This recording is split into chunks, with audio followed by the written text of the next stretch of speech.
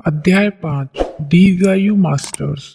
विश्व के सबसे दीर्घायु लोगों का महत्वपूर्ण मार्गदर्शन।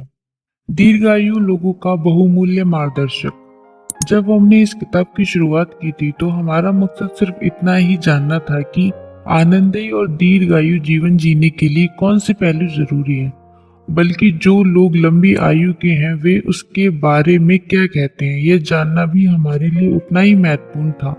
ओकिनावा में हमने जो भेंट वार्ता की वह बिल्कुल असाधारण थी। उसके साथ हम विश्व भर में जो लंबी आयु के लोग उनके जीवन के तत्वज्ञान को भी समझने जा रहे हैं।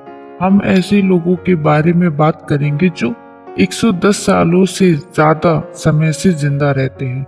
सुपर सेंटेरियन शब्द का सबसे पहले 1970 में the Guinness book of records के संपादक नैरिस मैक्टिवर ने किया था।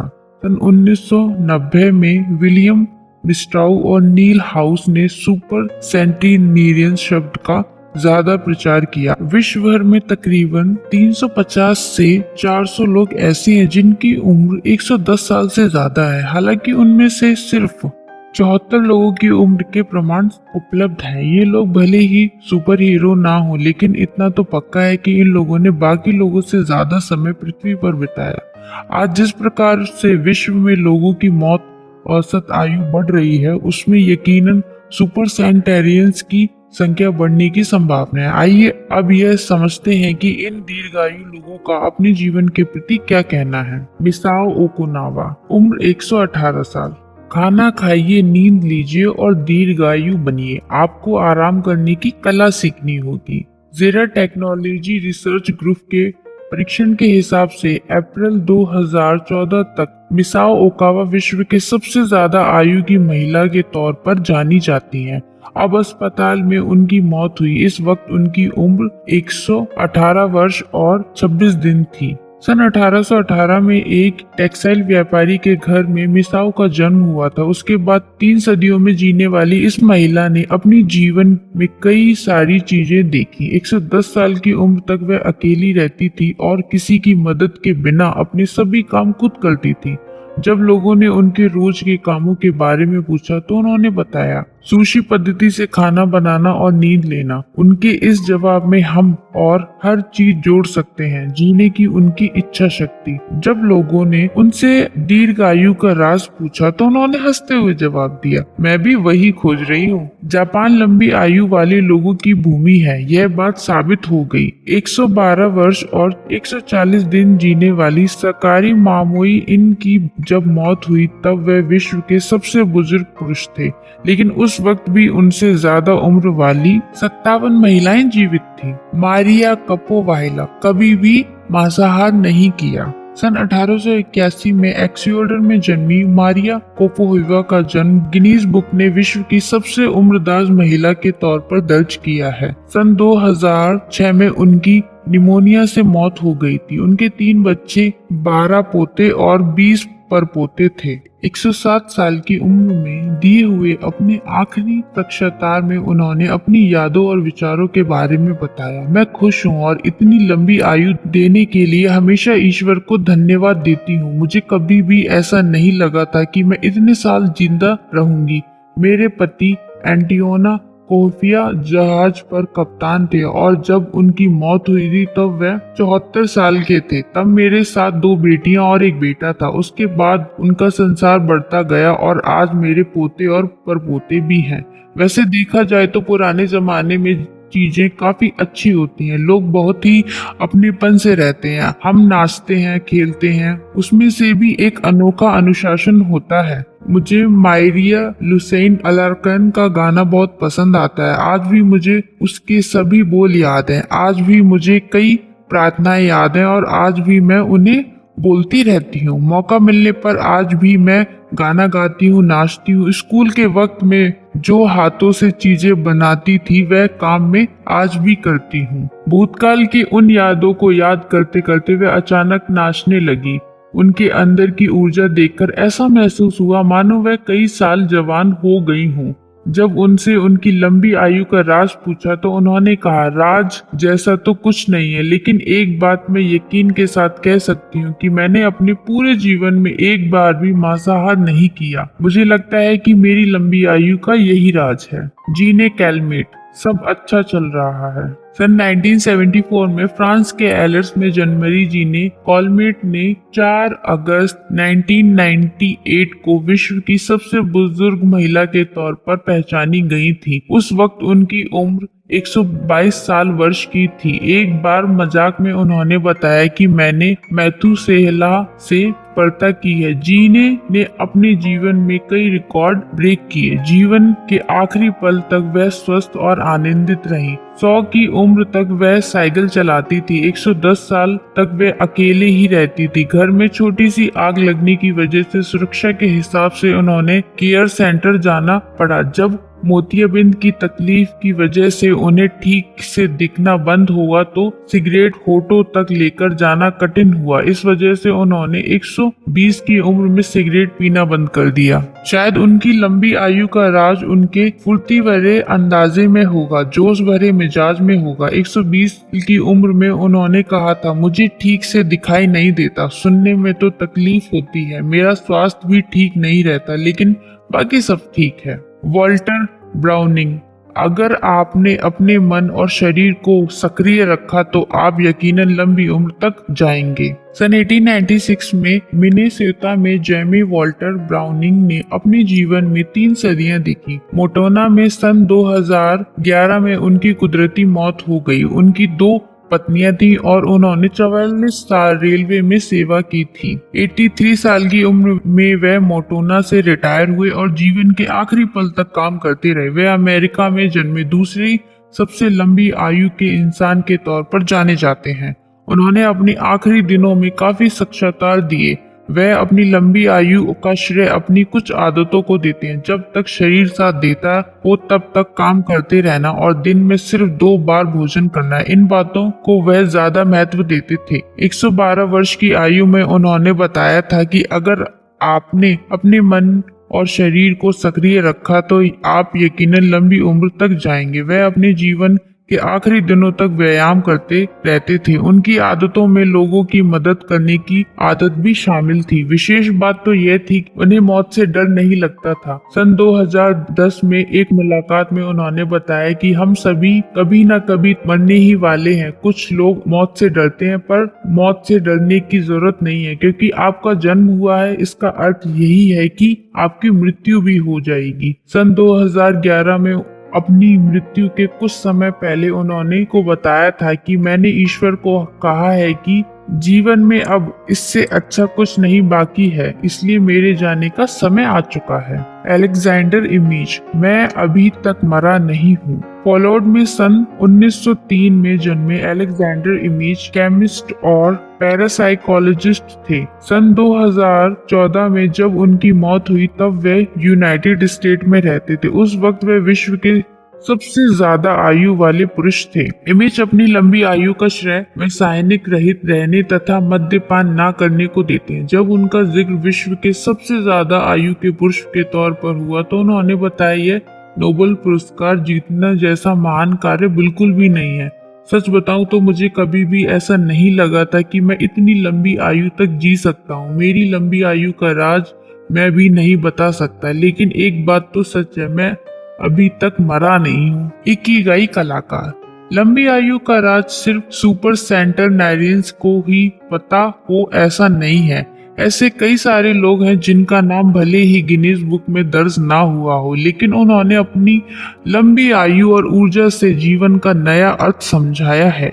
ये कलाकार रिटायर होने के बाद भी अपनी इकिगाई के हिसाब से जीवन के आखिरी पल तक काम करते थे। कला फिर चाहे वह किसी भी प्रकार की क्यों ना हो, हमारे जीवन का अर्थ देती है और खुशी के कई पल लाकर देती है। विशेष बात तो यह है कि ये पल सभी के लिए उपलब्ध होते हैं। हुक्साई 18वीं सदी के मध्य से लेकर 19वीं सदी के मध्य तक 88 साल जिए। वह युकोई द स्टाइल पद्धति लकड़ी की वस्तुओं पर छपाई का काम करते थे। इस कलाकार ने 100 न्यूज ऑफ माउंट फुजी नामक किताब में लिखा, मैंने 70 साल की उम्र तक जिन चीजों की निर्मित की उनकी असल में गिनती ही नहीं करनी चाहिए। 73 वर्ष की आयु के बाद मुझे जानवर, पंछी, पेड़ पौधे और यहाँ तक कि कीड़े मकोड़ों की भी रचना समझ में आने लगी। अपनी उम्र के 70वें साल में मैंने थोड़ी बहुत तरक्की की, ऐसे मुझे लगा।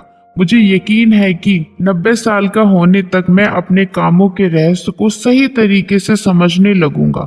100 साल का होने तक मैं जरूर महान काम करूंगा और मुझे यकीन है कि जब मेरी उम्र 110 साल होगी तो मैं सही मायने में अपने काम के माध्यम से अपनी भावनाओं को और जीवन के असली अर्थ को व्यक्त कर सकूंगा। अगले कुछ पन्नों में हमें न्यूयॉर्क टाइम्स के लिए गए कैमिले स्वेन द्वारा एकत्रित हुए कुछ महान कलाकारों को बहुमूल्य शब्द जानने वाले हैं। इनमें से एक भी कलाकार ने अपने जीवन में कभी भी रिटायरमेंट नहीं लिया। वे आज भी अपने काम का आनंद ले रहे हैं। अगर हमारे पास स्पष्ट लक्ष्य हो तो कोई भी हमें नहीं रोक सकता। यही बात उन्होंने अपने जीवन के द्वारा लाखों लोगों के सामने रखी है। अपनी उम्र के 73 साल पूरे होने पर भी अभिनेता क्रिस्टोफर प्लेमर अपने काम के प्रति प्रेम को व्यक्त करते हुए कहते हैं, मुझे स्टेज पर काम करते वक्त ही मौत आए, दुनिया छोड़कर जाने का यह सबसे अच्छा मार्ग होगा। ओसामू ताउकाजी को आधुनिक जापानी मांगा पद्धति का जनक माना जाता है। उन्होंने 1989 में अपनी मौत के कुछ समय पहले अपनी भावनाओं को व्यक्त करते हुए एक कार्टून निकाला जिसमें लिखा हुआ था, please just let me work, यानी कृपया करके मुझे काम करने दें। फिल्म निर्माता के फैडीज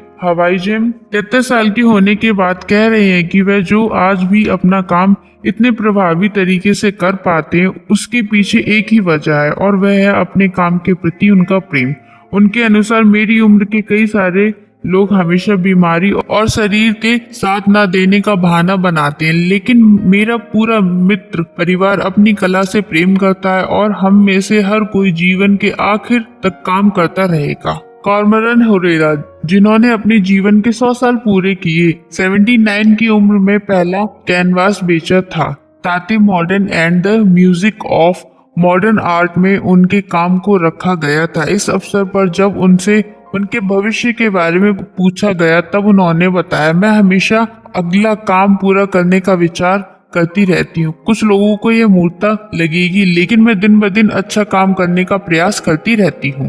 प्रगति प्रेमी और लेखक एडवर्ड ओम विल्सन ने एक बार कहा था, मुझे हमेशा ऐसा लगता है कि मेरे पास काफी जानकारी है और मैं किसी भी सवाल का जवाब दे सकता हूँ, लेकिन उसके पीछे 10 सालों में जब से मैं कौन हूँ, हम कहाँ से आए हैं और हमें कहाँ जाना है जैसे विषय पर पढ़ना शुरू किया, तब से मुझे महसूस होने लगा कि मैं कितना कम जानता हूँ। एल्सवर्थ कैलरी, जिनकी सन 2014 से 90 साल की उम्र में मौत हुई, उन्होंने कहा था, यह बहुत बड़ा भ्रम है कि उम्र के साथ हमारी इंद्रियां कमजोर हो जाती हैं। मुझे तो ऐसा लगता है कि जैसे जैसे उम्र बढ़ती है वैसे वैसे हम ज्यादा देखने लगते हैं, ज्यादा सुनने लगते हैं। आपकी उम्र जितनी बढ़ती है उतने ही आप ज्यादा देखने की कला सीखते हैं। मुझे रोज नई नई चीजें दिखाई देती हैं जिसकी वजह से मैं नए नए चित्र बना सकता हूँ। 86 वर्ष के आर्किटेक्ट फ्रैंक गहरी हमें बताते हैं, कुछ इमारतों को बनाने में 60 साल तक लग जाते हैं। ऐसे वक्त पर संयम और वर्तमान में जीने की कला आपकी बहुत मदद करती है। गैगनिंग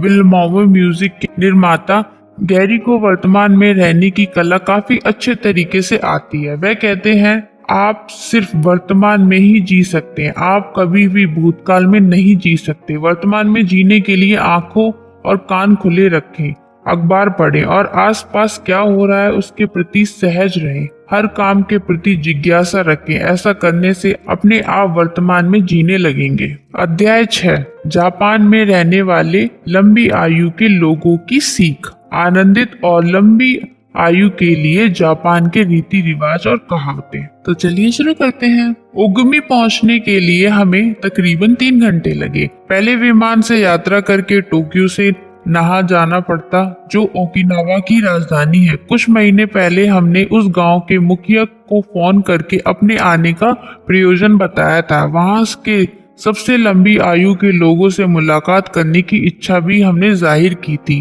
काफी चर्चा करने के बाद हमें सहमति मिली जब हमने उसी गांव के नजदीक एक कमरा भाड़े पर लिया। किताब का काम शुरू करने के तकरीबन 1 साल बाद हम ऐसे लोगों के बीच पहुंचे जो सबसे लंबी आयु के लोग थे। हमें महसूस हुआ कि जैसे वहां पर समय थम सा गया था, रुक सा गया था, क्योंकि वहां के लोग आज भी यही वाली भावना में ही जी रहे हैं। ओगिमी के आगमन। नाहक से 2 घंटे ट्रैफिक के बीच में से यात्रा करने के बाद हम कम भीड़ वाले इलाके में पहुंचे। हम जिस रास्ते से जा रहे थे उसके एक और समुद्र और दूसरी ओर यानबरू जंगल से भरा हुआ पहाड़ था। 48 क्रमांक के रास्ते से जाते हुए हम नागो पहुंचे। यहाँ पर ओकिनावा ओरियन बियर बनाई जाती है। इस मार्ग से जाते हुए पहाड़ के बाजू में छोटे छोटे घर और दुकान देखने को मिल सकती हैं। छोटी छोटी दुकानों को पार करके हम ओगिमी नगर पालिका के पास पहुंचे, लेकिन उस इमारत में हमें कुछ भी खास नजर नहीं आया। जेएमपीएम की मदद से हम अपने तय स्थान पर पहुंच गए। यह इमारत काफी पुराने तरीके से बनाई गई थी और महामार्ग से लगकर ही थी। तायरा नामक एक महिला वहां हमारी राह देख रही थी। हम दरवाजे के अंदर गए। तायरा के बाजू में एक छोटे कद की महिला खड़ी थी। उन्होंने हंसकर हमारा स्वागत किया और अपना नाम युकी बताया। वह तुरंत हमारा स्वागत करने के लिए अपनी जगह से हटी और हमें कॉन्फ्रेंस रूम दिखाया। उन्होंने हमें ग्रीन टी और शिकुवासा नामक का बहुत ही पौष्टिक फल दिया। तायरा हमारे सामने बैठी और उन्होंने हमें पूरा प्लेनर दिखाया। युकी उनके बाजू में ही बैठी थी। उनके पास जो किताब थी उसमें शहर में रहने वाले लोगों की उनकी उम्र और क्लब यानी मोई के अनुसार विभाजित करके लिस्ट बनाई हुई थी। तायरा ने बताया कि सभी लोग एक दूसरे की मदद करते हैं और संघ में मिलकर रहते हैं। यही ओगिमी की विशेषता है। मोआई एक ही उद्देश्य से शुरू किया गया एक गुट है। वे एक परिवार की तरह जीते हैं। तायरा ने बताया कि यह स्वयं सेवा से चलने वाला गुट होता है और इसमें बाकी चीजों को पैसे से ज्यादा महत्व दिया जाता है और उसी वजह से लोग प्रेरित होकर काम करते हैं। उससे सभी को सम्मिलित होने का मौका मिलता है और सरकार सभी को काम बांट कर देती है। इसकी वजह से सभी के अंदर ऐसी भावना होती है कि वे महत्वपूर्ण और उस समाज का एक अंग है। आर्चिलेपागो की उत्तरी दिशा से सबसे बड़े टापू कैप हेडो के पहले ओगिमी गांव आता है। ओगिमी के पहाड़ से हम पूरा ओगिमी शहर एक साथ देख सकते हैं। यहाँ से देखने पर बहुत कम घर दिखाई देते हैं और ज्यादातर इलाका हरे पेड़ों से ढका हुआ दिखाई देता है। यहाँ लगभग 3200 लोग रहते हैं। सामाजिक जीवन। हमें ओगिमी के एक छोटे होटल में खाना खाने के लिए बुलाया गया था। जब हम वहां पहुंचे तो हमें पता चला कि वहां सिर्फ 3 ही टेबल आरक्षित करके रखे गए थे। कोई हर्ज नहीं है, हम चुराउमी में जाते, वहां खाली होगा। युकी अपने कार की ओर जाते हुए बोली। 88 वर्ष की होने के बावजूद वह काफी अच्छे तरीके से कार चला रही थी और उन्हें अभिमान भी था। उनके साथ काम करने वाला उनका सहायक 99 साल का था और उसने भी हमारे साथ पूरा दिन बिताने का वादा किया था। उनके साथ रहने के लिए हमें कई बार जोर से गाड़ी चलानी पड़ रही थी। हालांकि वहां की सड़कों पर ऐसा करना हमारे लिए थोड़ा कठिन था। बहरहाल हम जंगल की दूसरी ओर पहुंचे और वहां एक होटल में खाना खाने बैठे। मैं ज्यादा बार होटल में नहीं जाती हूँ, युकी ने कुर्सी पर बैठते हुए कहा। मैं जो भी खाती हूँ वह ज्यादातर मेरे बगीचे में उगाई गई सब्जियों से बनाया हुआ होता है। मैं मछलियाँ हमेशा अपने पुराने दोस्त तनाका से खरीदती हूँ। यह होटल समुद्र के पास ही था। स्टार वॉर्स फिल्म में ऐसा टापू दिखाया था, उसी प्रकार का था। उस होटल में मेन्यू कार्ड में लिखा था कि हम गांव के बगीचे में उगी जैविक और मौसमी सब्जियों से स्लो फूड बनाते हैं। मुझे लगता था कि खाना जीवन का महत्वपूर्ण अंग नहीं है। युकी ने अपने विचारों को सबके सामने रखा। उनको बातचीत का शौक था। कई सारी संस्थाओं के प्रमुख पदों पर काम करने की वजह से उनके पास बोलने का तजुर्बा और अधिकार दोनों थे। खाने से आपकी लंबी आयु पर सच में कोई परिणाम नहीं होता। खाने के बाद मिठाई के छोटे से टुकड़े को मुंह में डालते हुए युकी ने बताया, असली वजह तो हंसते हंसते जीवन को जीना और आज को अच्छे तरीके से बिताना ही है। ओगिमी में बात नहीं है, होटलों की संख्या भी कम है। हमारे यहाँ पर खुशी की व्याख्या अलग है। हमारे यहाँ पर लोग एक दूसरे से सामाजिक केंद्रों में मिलते हैं। शहर के बाजू में 17 छोटे छोटे गांव हैं। हर गांव का एक प्रमुख होता है। कला, त्योहार, सामाजिक कार्य और लंबी आयु, इन दोनों विभागों के लिए एक एक मुख्य आदमी की नियुक्ति की जाती है। यहाँ के लोग लंबी आयु विभाग की ओर ज्यादा ध्यान देते हैं। हम एक छोटे से गांव के एक सामाजिक केंद्र की ओर से न्योता आता है। हमें जिस जगह पर जाना था वह जगह यानब्रू जंगल में थी और पुरानी इमारत थी। वह जगह महत्वपूर्ण भी थी। जन्मदिन की पार्टी। हम उस सामाजिक केंद्र पर पहुंचे। वहां लगभग 20 लोग थे और उन्होंने हमारा जोरदार स्वागत किया। उन्होंने हमें बताया कि उनके समूह के सबसे छोटे सदस्य की उम्र 83 साल थी। हमने टेबल पर ग्रीन टी के साथ उनके वार्तालाप भी किया। उसके बाद हम पास के खुले मैदान में गए और वहां पर 3 लोगों के जन्मदिन की पार्टी थी। उसमें एक महिला 99 साल की थी, एक 94 साल की थी और बर्थडे बॉय की उम्र 89 होने वाली थी। हमने गांव में गाए जाने वाले कुछ गाने और अंग्रेजी में हैप्पी बर्थडे कहकर कार्यक्रम स्वागत किया। 99 साल की महिला ने मोमबत्ती फूंक कर पार्टी में आए लोगों के प्रति आभार व्यक्त किया। हमने घर में ही बनाया हुआ शिकुवासा का केक खाया और जैसे किसी 20-22 साल के लड़के का जन्मदिन मनाते उसी प्रकार नाचते गाते जन्मदिन मनाया। हमारी यह पहली पार्टी थी, लेकिन वहाँ के हफ्ते भर के प्रवास की आखिरी पार्टी नहीं थी। हम वहाँ के लोगों के साथ कराओके करने वाले थे। हालांकि वहाँ के लोग हमसे भी अच्छा गाते थे। हम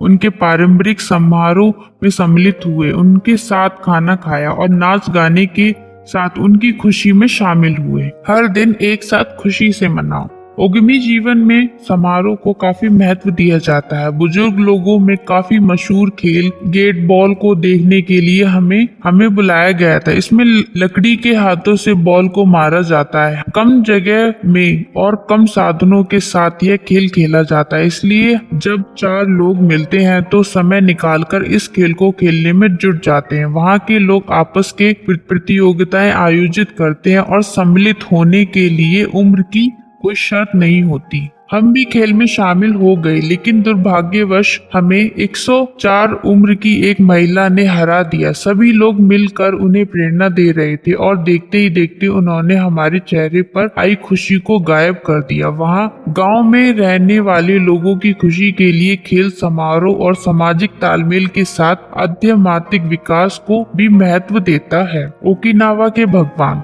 ओकिनावा का महत्वपूर्ण धर्म होता है रियुशी शिंतो। रियोशी ओकिनावा के टापुओं के समूह का नाम है और शिंतो मतलब भगवान की ओर जाने वाला मार्ग। रियोशी शिंतो में चाइना के ताओजा, कन्फ्यूशियनिज्म और बुद्धिज्म की कुछ संकल्पनाएं हैं। शिंतो ऊजम ऐसा मानता है कि कुछ लोगों के पास ईश्वरीय चेतनाएं प्राप्त करने की क्षमता होती है। उसी के साथ पेड़ पौधे, जानवर, पत्थर और कुदरत की चीजों में भी ईश्वरीय चैतन्य होता है, जिसका इंसान पर असर होता रहता है। प्राचीन समय से चले आए इस धर्म के अनुसार ऐसा माना जाता है कि कई सारी आत्माओं से मिलकर इस विश्व की निर्मिती हुई है। यह चैतन्य घर में, जंगलों में, पेड़ों में और पहाड़ों में भी होता है। शांत करण और धार्मिक विधि के द्वारा हम पवित्र माहौल में उस चैतन्य को आमंत्रित कर सकते हैं। ओकिनावा ऐसे कई सारे पवित्र संस्थाओं और जंगलों से भरा हुआ है। इसमें 2 महत्वपूर्ण मंदिर भी शामिल है। एक है उटाकी, दूसरा है उगाजू। हम उगाजू मंदिर गए थे। यह एक छोटा सा मंदिर है जिसमें बाजू में एक झरना है। काफी सारी खुली हवा और रोशनी उसकी विशेषता है। धूप की खुशबू सभी ओर फैली हुई होती है। अटाकी मंदिर पत्थरों से बनाया गया है और वहां पर लोग पूजा करने जाते हैं। उनका ऐसा मानना है कि वहां पर आत्माएं जमा होती हैं। ओकिनावा धर्म में महिलाओं और को पुरुषों से ज्यादा सक्षम माना जाता है। युता ऐसी महिलाएं होती हैं जिनके माध्यम से आत्माओं से संपर्क बनाया जा सकता है। जापान में पूर्वजों की पूजा करने उनकी दिनचर्या का हिस्सा है। घर के सबसे बड़े बेटे के घर में एक छोटे से मंदिर में उन पूर्वजों की पूजा और प्रार्थना की जाती है। जितने बुजुर्ग उतने सशक्त। ओगिमी में हमारे दिन भले ही व्यस्त थे लेकिन फिर भी आरामदेही थे। हम वहाँ के लोगों की तरह काम कर रहे थे। वैसे देखा जाए तो यहाँ के लोग हमेशा व्यस्त रहते हैं और कुछ ना कुछ काम करते रहते हैं, लेकिन गौर से देखा जाए तो वे काफी शांत और तनाव रहित दिखाई देंगे। वे सभी अपनी इकिगाई के हिसाब से काम करते हैं, लेकिन कहीं पर भी कोई भागदौड़ या जल्दबाजी नहीं होती। वे खुशी के साथ काम करते हैं। साथ ही 2 साल पहले वॉशिंगटन वर्नैप के बताए उस सिद्धांत का पालन भी करते हैं जिसके अनुसार अगर आपको हमेशा खुश रहना है तो कोई ऐसा लक्ष्य जिसके लिए आपके दिल में बेपनाह मोहब्बत हो और हमेशा कुछ न कुछ हासिल करने की चाह चाहिए। ओगिमी में अपने आखिरी दिन हम शहर के पास स्थित एक बाजार में खरीदारी करने के लिए गए। उस जगह पर सब्जी, ग्रीन टी, शिकुवासा का रस और चैतन्य से हरा भरा पानी पीने को मिलता है। उन बोतलों पर लिखा होता है लंबी आयु के लिए पानी। हमने वहाँ लंबी आयु देने वाला पानी खरीदा और समुद्र की ओर देखकर उस आशा से वह पानी पिया कि उस पानी की वजह से हमें भी लंबी आयु प्राप्त और हमें भी अपना इकिगाई मिलेगा। उसके बाद हमने बुनाया का फोटो लिया और फिर वहाँ पर लिखे हुए तमाम संदेश पढ़ने की शुरुआत की। मुलाकात। जब हम वहाँ पर थे तब हमने कई लोगों से बातचीत की। उस दौरान हमें वहाँ के बुजुर्ग लोगों ने उनकी लंबी आयु, तत्व ज्ञान और इकिगाई के राज पूछे। हमने उनसे कहा कि हमें उस पर एक डायमेट्री बनानी है, साथ ही उसे किताब में भी शामिल करना है। उन लोगों ने जो राज बताए वे इस प्रकार थे। पहला, चिंता ना करें। लंबी आयु का राज है चिंता ना करना, मन से सदा युवा रहना और मन को कभी भी बूढ़ा ना होने देना। खुले मन से और हंसते हंसते सामने आए इंसान का स्वागत करें। अगर आप खुले मन से और हंसते हंसते लोगों के सामने जाएंगे तो आपको पोते समेत सभी लोग आपके मिलने के लिए उत्साहित रहेंगे। अगर आपको चिंता दूर करनी है तो उसका सबसे आसान तरीका है लोगों के साथ घुल मिलकर रहना और उनसे बातचीत करना। मैं ये रोज करता हूँ। मैं लोगों के पास जाता हूँ और प्रणाम करके बातचीत की शुरुआत करता हूँ। अंत में दोबारा मिलने का आश्वासन भी देता हूँ। फिर मैं घर आकर अपने बगीचे में लगी सब्जियों की देखभाल करता हूँ और दोपहर में दोस्तों से मिलता हूँ। हम सब इकट्ठा होते हैं। हम मिलने के लिए वजह नहीं ढूंढते और मिलने के बाद समस्या नहीं खोजते। इकट्ठा होना और मजा करना ही हमारा एकमात्र उद्देश्य होता है। दूसरी, अच्छी बातें।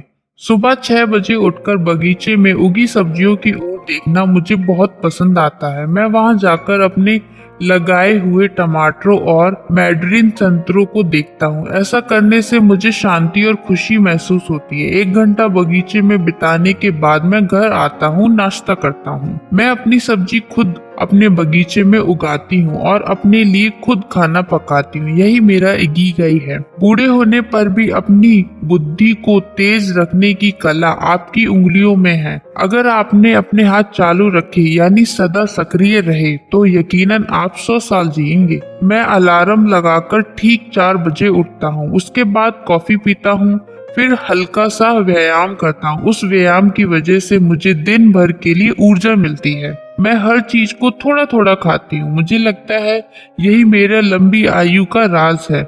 मुझे खाने में अलग अलग पदार्थ अच्छे लगते हैं, उसमें मजा आता है। अगर आपने काम करना बंद किया तो आपका शरीर खत्म हो जाता है। मैं उठते ही धूप लेता हूँ। आपको हमेशा अपने पूर्वजों का स्मरण करना चाहिए। मैं सुबह की शुरुआत प्रार्थना से करता हूँ। मैं रोज सुबह जल्दी उठता हूँ और सुबह का समय बगीचे में सब्जियों के साथ बिताता हूँ। मैं हफ्ते में कम से कम एक बार दोस्तों के साथ नाश्ता जरूर हूँ। मैं रोज व्यायाम करता हूँ और टहलने के लिए जाता हूँ। मैं रोज बिना चूके 250 प्रकार का व्यायाम करता हूँ। सब्जियाँ खाता हूँ। सब्जियाँ आपको लंबी आयु देती हैं। लंबी आयु के लिए 3 चीजें जरूरी होती हैं: व्यायाम, अच्छा आहार और मित्र परिवार। तीसरी, अपनी दोस्ती को रोज सींचे। दोस्तों के साथ रहना ही मेरा इकिगाई है। हम रोज मिलते हैं और गपशप करते हैं। मेरे लिए यही सबसे महत्वपूर्ण बात है। मुझे पता होता है कि कल हम दोबारा यहीं पर मिलेंगे और यह बात मुझे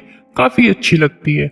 दोस्तों और पड़ोसियों के साथ रहना ही मेरे लिए सबसे आनंदित करने वाली बात है। अपनी पसंद के लोगों के साथ बातचीत करना ही मेरी लंबी आयु का राज है। मैं जब भी रास्ते में जाता हूँ तो स्कूल जाने वाले बच्चों को हेलो करता हूँ और जल्दी मिलेंगे ऐसा भी कहता हूँ। जो लोग कार से जाते हैं उनका अभिवादन करता हूँ और उनसे कहता हूँ गाड़ी धीमे चलाएं। 6:20 से 8:24 तक मैं घर से बाहर रहता हूँ, सभी से मिलता हूँ और जब सभी निकल जाते हैं तो अपने घर लौट आता हूँ। एक साथ गाना गाना और चाय पीते पीते पड़ोसियों से गपशप करना मेरे विचार से मेरे जीवन के ये दो सबसे अच्छी बातें हैं। मैं रोज सुबह 5 बजे उठकर समुद्र के किनारे टहलने जाता हूँ, फिर दोस्तों के पास जाकर चाय पीता हूँ। लोगों से मिलना और उनके साथ अलग अलग जगहों पर जाना ही मेरी लंबी आयु का राज है। चौथा, आराम से जिए। आराम से और इत्मीनान से जीना ही मेरी लंबी आयु का राज है। अगर आप जल्दबाजी नहीं करेंगे तो यकीनन लंबी आयु पाएंगे। मैं चौकड़ियों से चीजें बनाता हूँ, वही मेरा इकिगाई है। मैं सुबह जल्दी उठता हूँ और प्रार्थना करता हूँ, उसके बाद मैं व्यायाम और नाश्ता करता हूँ। 7 बजे मैं काम की शुरुआत करता हूँ।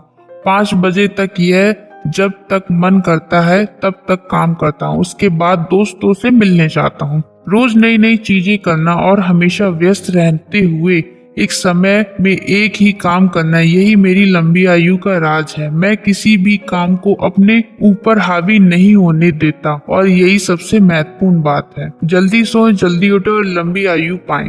रोज सुबह टहलने जाएं, छोटी छोटी चीजों में भी आनंद लेने की कला सीखें और शांति से जिएं। धूप हो, बारिश हो या सर्दी हो, हर वक्त अपने दोस्तों के साथ बिताएं। 5वीं, सकारात्मक बने। रोज सुबह उठने के बाद मैं अपने आप को बताता हूँ कि आज का दिन स्वास्थ्य और ऊर्जा से भरा हुआ है और मैं उसका पूरा फायदा उठाऊंगा। मैं 97 साल की हूँ और अपने आप को युवा ही समझती हूँ। मुझे अभी भी बहुत सारी चीजें करनी है। हंसिए, हंसना बहुत ही महत्वपूर्ण है। मैं जहाँ भी जाती हूँ हमेशा हंसती रहती हूँ।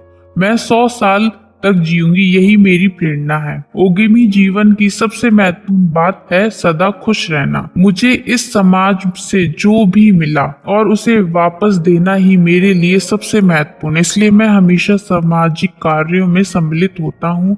मैं दोस्तों के लिए हमेशा अपनी कार तैयार रखता हूँ। इसमें कोई राज नहीं है, जीते रहना ही उसके पीछे का राज है। वर्ल्ड हेल्थ ऑर्गेनाइजेशन के अनुसार जापान का आयु मान विश्व में सबसे ज्यादा है। पुरुषों के लिए 84 और महिलाओं के लिए 86। इसी के साथ जापान में 100 साल के ऊपर की आयु से सबसे ज्यादा लोग रहते हैं। सितंबर 2016 के आंकड़ों के आधार पर यह औसत इस 10 लाख के पीछे 520 था। इस आलेखन में विश्व के लोगों का आयुमान दिखाया गया। उसमें जापान, ओकिनावा, स्वीडन और यूनाइटेड स्टेट का उल्लेख दिखाया है। इसके यही साबित होता है कि विश्व में सबसे ज्यादा आयुमान जापान में और उससे भी ज्यादा ओकिनावा में है। देखा जाए तो ओकिनावा जापान का ऐसा प्रदेश है जिसका दूसरा महायुद्ध में सबसे बड़ा नुकसान हुआ था। सिर्फ युद्ध के वक्त ही नहीं बल्कि उसके बाद भी यहाँ के लोगों को भूखा और साधनों के अभाव का सामना करना पड़ा था। 1940 से 1950 तक यह आयुमान ज्यादा नहीं था, लेकिन जैसे ही वे लोग इस झटके से उभरे, उस जगह की सबसे ज्यादा आयुमान वाले इलाके के तौर पर गिनती होने लगी। जापान में ऐसा क्या राज छुपा हुआ है जिसकी वजह से यहाँ के लोग इतनी लंबी आयु तक जीते? उसमें भी ओकिनावा में ऐसा क्या छुपा हुआ है कि लंबी आयु के बारे में यहाँ के लोग सबसे आगे होते हैं? जानकारों का ऐसा कहना है कि ओकिनावा एकमात्र ऐसा इलाका है जहाँ पर ट्रेन नहीं जाती। यहाँ पर कार से यात्रा करना भी संभव नहीं है। यहाँ के लोग यात्रा करने के लिए साइकिल या पैदल जाने का विकल्प चुनते हैं। साथ ही दिन में 10 ग्राम से कम नमक खाने के सरकार के नियम का यहाँ पर काफी गंभीरता से पालन होता है। ओकिनावा की जादुई खाद्य संस्कृति। हार्ट अटैक से मौत होने की संभावना ओकिनावा में सबसे कम है। उसकी मुख्य वजह है उनकी खाद्य संस्कृति और इसी वजह से सभी आहार विशेषज्ञों की ओकिनावा खाद्य सामग्री की ओर नजर होती है। यूसस यूनिवर्सिटी के प्राचार्य मोटोका सुजुकी द्वारा लिखित कई शोध पत्रक पुस्तकों में ओकिनावा खाद्य संस्कृति के बारे में काफी जानकारी मिलती है। उन्होंने ओकिनावा खाद्य संस्कृति और लंबी आयु पर 600 से ज्यादा लेख प्रकाशित किए थे। द ओकिनावा प्रोग्राम नामक पुस्तक काफी महत्वपूर्ण मानी जाती है। इस ब्रॉडील ने विल मॉक्स और डी क्रॉन्ग विल कॉक्स ने डॉक्टर माकोटो सुजुकी के साथ मिलकर लिखा था। उसमें कुछ महत्वपूर्ण बातें भी लिखी गई हैं, जैसे कि यहाँ के लोग काफी विविधतापूर्ण खाना खाते हैं जिसमें सब्जियों की मात्रा ज्यादा होती है। भोजन यह विविधता उनकी लंबी आयु का राज होता है। ओकिनावा में लंबी आयु के लोगों का सर्वेक्षण किया गया तो पता चला कि 206 प्रकार के पदार्थ खाते हैं जिसमें कई मसाले भी शामिल हैं। वे दिन में कम से कम 18 पदार्थ खाते हैं। हमारे खाने की पद्धति से ये बिल्कुल विपरीत है। वे दिन में कम से कम 5 बार फल और सब्जियां खाते हैं। वे दिन में 7 अलग अलग प्रकार के फल खाते हैं। हम जो खाना खा रहे हैं वह सही है या नहीं, यह देखने का सबसे अच्छा तरीका यही है कि अपने खाने को देखकर यह पक्का करें कि हम इंद्रधनुषी खाना खा रहे हैं या नहीं। मतलब हमारे खाने में लाल शिमला, गाजर, पालक, गोभी और बैंगन है या नहीं। इसमें काफी रंग सामने आए हुए हैं। साथ ही सब्जियां, आलू, अंकुरित धान्य और टोफू जैसे पदार्थ खाने में होना जरूरी है। ओकिनावा में 30% से ज्यादा कैलोरी सब्जियों से मिलती है। अनाज उनकी खाद्य संस्कृति की नींव है। वे रोज चावल खाते हैं और चावल के साथ नूडल्स भी खाते हैं। चावल ओकिनावा का महत्वपूर्ण अन्न है। वे लोग शक्कर बहुत ही कम खाते हैं और सिर्फ गन्ने से बनी हुई शक्कर खाते हैं। हम काफी बार गन्ने के खेतों से गुजरे हैं और नाकिजीन ऑस्ट्रेल में हमने गन्ने का रस भी पिया। वहाँ की काफी दुकानों में गन्ने का रस निकालकर पीने के लिए दिया जाता है जिसके कई सारे फायदे हैं। इसके साथ ओकिनावा के लोग हफ्ते में 3 बार मछली खाते हैं। जापान की बाकी जगहों पर हम मिलने वाला सुअर का मांस यहाँ पर ज्यादा पैमाने पर यानी हफ्ते में 1 बार 2 बार खाया जाता है। उसके अलावा माकोटो सुजुकी ने परीक्षण में और भी कई बातें बताई, जैसे कि ओकिनावा के लोग जापान के काफी लोगों की तुलना में 1/3 शक्कर खाते हैं। उसका अर्थ है कि उनके खाने में मीठा पकवान और चॉकलेट बहुत कम होते हैं। वे बाकी जापानी लोगों की तुलना में आधा ही नमक खाते हैं। जापान में प्रतिदिन औसत 12 ग्राम नमक खाया जाता है जबकि ओकिनावा में यह औसत केवल 7% है। जापान में लोग रोज अंदाजन 2008 कैलोरीज लेते होंगे जबकि ओकिनावा में मात्र 1784 ही है। देखा जाए तो विश्व में जहाँ भी ज्यादा आयु के लोग रहते हैं वहाँ पर कैलोरीज की मात्रा बहुत ही कम होती है। हारा हाचुबू कैलोरीज की इस मात्रा का जिक्र आया तो हम पहले प्रमाण में बताए गए हरा हाचुबू यानी 80% खाने की सलाह पर थोड़ी और बात कर लेते हैं। जब आपको लगे कि पेट भरने को आया है लेकिन आप थोड़ा सा और खा सकते हैं, उसी वक्त खाना बंद कर दें। हरा हाचुबू को असल में लाने का सबसे आसान तरीका है कि खाना खाने के बाद अगर आप कुछ मीठा खाते हैं तो उसको खाना बंद कर दें, डिश का आकार छोटा कर दें। मुख्य बात है कि खाना खाने के बाद भी थोड़ी भूख होनी चाहिए। उसकी वजह से जापान में बर्तनों का आकार बाकी देशों के मुकाबले थोड़ा छोटा होता है। वहाँ पर खाना, एपिटाइजर, मुख्य खाना और अंत में मीठा इस प्रकार से 3 हिस्सों में नहीं परोसा जाता। उसकी वजह सभी पदार्थ छोटी छोटी थालियों में एक साथ परोस कर जाते हैं। एक बर्तन में भात, मिसी सूप की डिश और साथ ही एक खाद्य पदार्थ भी दिए जाता है। छोटे छोटे बर्तनों में परोसने की वजह से ज्यादा खाने की संभावना ही खत्म हो जाती है। साथ ही एक से ज्यादा पदार्थ खाना भी संभव हो जाता है। हरा हाचुबू एक प्राचीन पद्धति है। 12वीं सदी में जैन बौद्ध साइजेन युकिंजी ने अपनी क्षमता से 2/3 खाना खाने की सलाह दी थी। जरूरत से कम खाना लगभग सभी बौद्ध मंदिरों की प्रथा है। कम कैलोरीज लेने के फायदे 900 साल पहले बुद्धिज्म जानने वाले लोगों को पता थे। कम खाएं, भरपूर जिएं। कुछ लोग शायद इस बात से सहमत हो या ना हो, लेकिन किसी भी चीज की अति में नहीं जाना चाहिए। जरूरत से कम खाना या मूल संकल्पना है। कितना खाते हैं इससे भी ज्यादा महत्वपूर्ण यह बात है कि क्या खाते हैं। इसलिए जो भी खा रहे हैं वो पौष्टिक होना चाहिए। बहुत ज्यादा और खराब खाना खाने से अच्छा है कि कम और पौष्टिक खाना खाएं।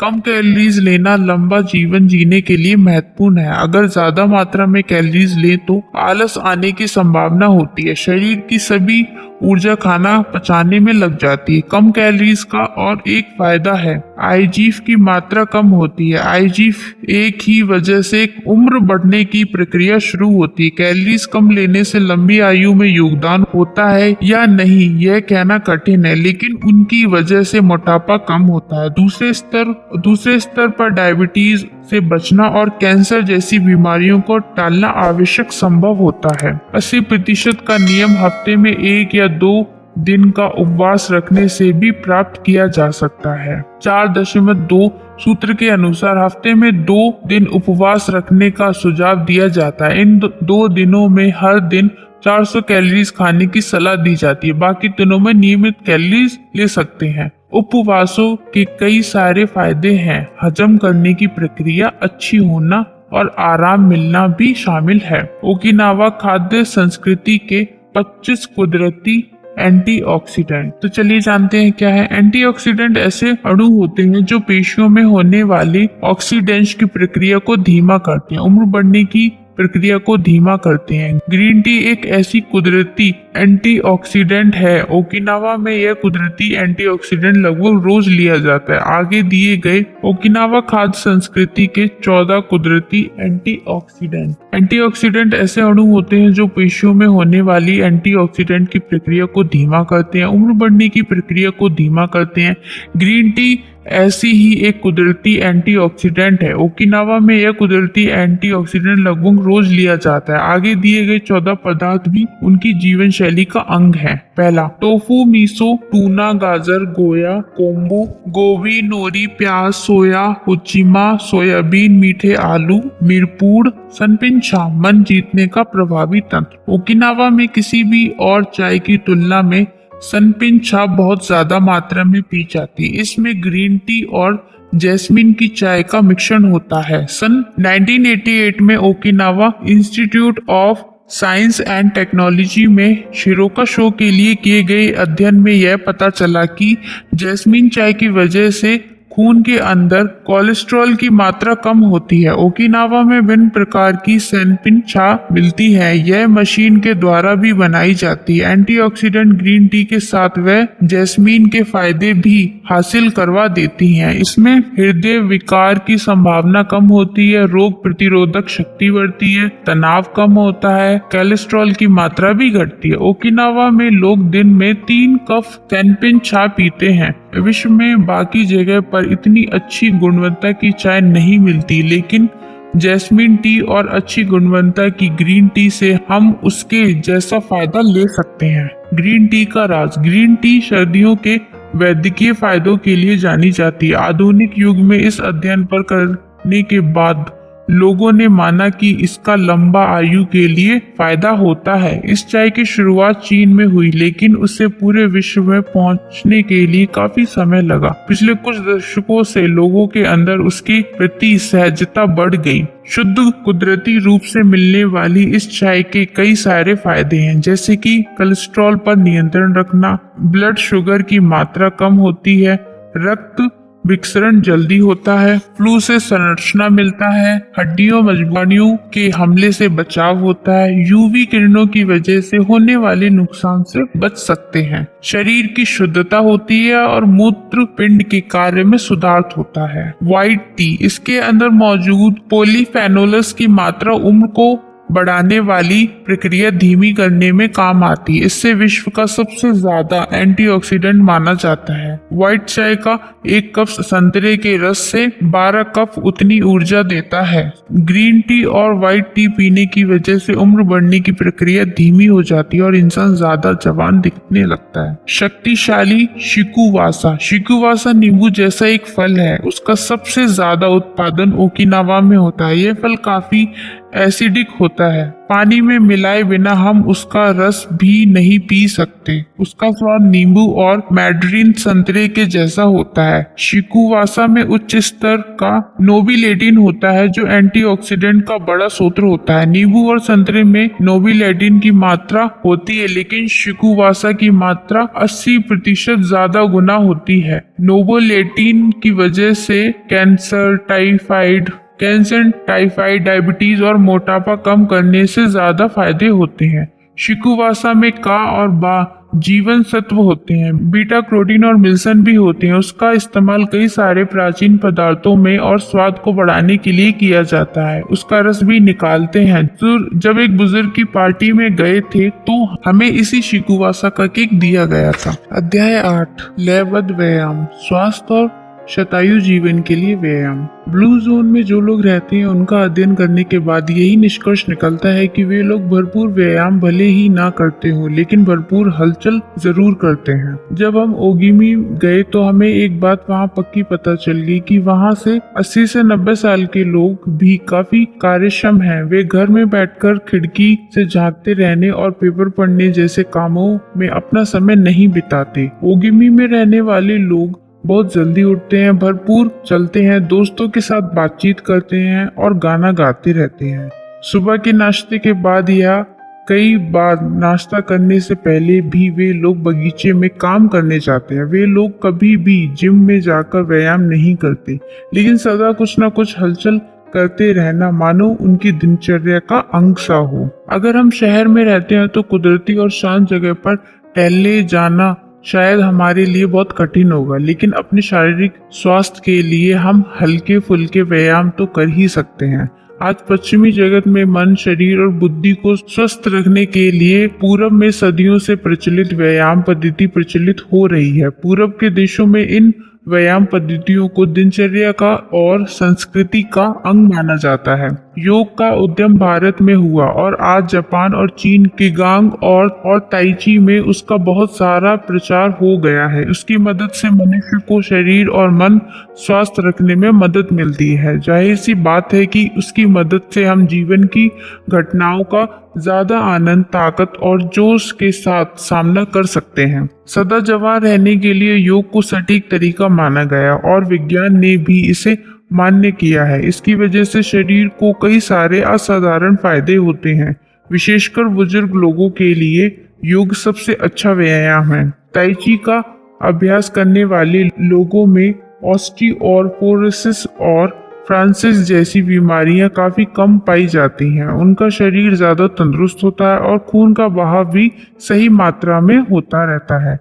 उनका मानसिक विकास भी अच्छा हुआ होता है और वे उसका इस्तेमाल तनाव और निराशा के खिलाफ ढाल की तरह कर सकते हैं। यह जरूरी नहीं है कि आप रोज जिम जाकर पसीना बहाएं या मैराथन की रेस लगाएं। जापान में लंबी आयु के लोगों ने यह साबित किया है कि आप हमेशा हलचल करके भी लंबी आयु हासिल कर सकते हैं। जापान और चीन की संस्कृति में बताए गए किसी भी व्यायाम प्रकार को हम प्रयोग में लाएं तो भी हमें बड़ा फायदा होगा। इन व्यायामों का सबसे बड़ा फायदा यही है कि उनकी जानकारी बड़ी ही आसान भाषा में और विस्तार से दी गई है। इस प्रकार का अनुशासित और निरंतर से व्यायाम फ्लो के लिए भी अच्छा होता है। अगर आपको इनमें से कोई व्यायाम पसंद ना आए तो आप अपनी पसंद का व्यायाम प्रकार चुन सकते हैं और उस पर काम कर सकते हैं। अगले कुछ पन्नों में हम स्वास्थ्य और लंबी आयु के लिए पोषक पद्धति देखने वाले हैं, लेकिन शुरुआत हम एक छोटे से जापानी व्यायाम प्रकार से करते हैं। रेडियो ताइसु सुबह किया जाने वाला यह व्यायाम प्रकार जापान में दूसरे